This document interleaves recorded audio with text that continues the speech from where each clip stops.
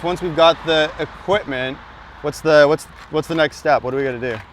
So we got to figure out where we can mount the thing. That's crucial to any downrigger. We got to make sure we put it in a suitable place that's not going to be in the way. You don't want anyone tripping over it, but it's also going to fish appropriately as well. So we looked at a couple of options for the front of the boat that we could easily mount to, but it's just not going to work for when you're making turns. It's not going to work for the downrigger. It's going to get under the boat, and it's just asking for trouble. So we think we found a spot in the back of the boat. We're going to go ahead and try and mount it there. Should have no problem.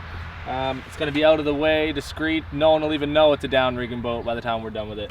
So the base will come off. So I mean, that's the best part of it. So that's all that's going to be left on the boat. I don't have to have this big, we'll call it full downrigger set that's fully assembled the entire time. When I'm fishing for bass or pike or anything else that I want to do, that's all I'm going to have on the boat, that's awesome. So the crucial part is the base, where you want to put it. We figured this would be the best spot on the back of the boat. It doesn't swivel, so we're going to mount the base on a 45-degree angle off the back of the boat as well. I thought that was a very small detail that's going to have a massive impact, right? If it was me, I would probably, just me on my own, I probably would have had it straight. Yeah. Right? We would have been thinking like keep it nice and straight.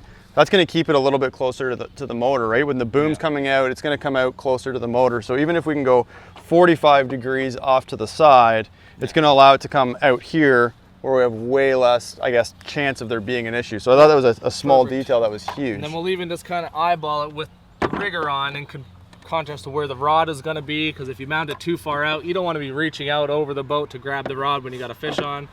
But right around here, that should be good. The rod's still in the boat. Perfect. Booms off the side of the boat, no problem. Perfect. This is perfect. So this is where we're going to mount the base. And we also chose this back corner because we can reach from under here. We're going to open that up, but we can reach from underneath, I guess, where the compartment is, where the gas tank and batteries. Yep. We can actually reach under here. So we'll be able to put the bolts and what have you on underneath. If we couldn't, we would have had to find another option. Again, one of the other options that we looked at was just to actually put it on the top of the compartment, because you can reach both sides of the compartment if you needed to. But it wouldn't have been ideal to have it here. So the fact that we can reach under and put it out a little bit further made a lot more sense.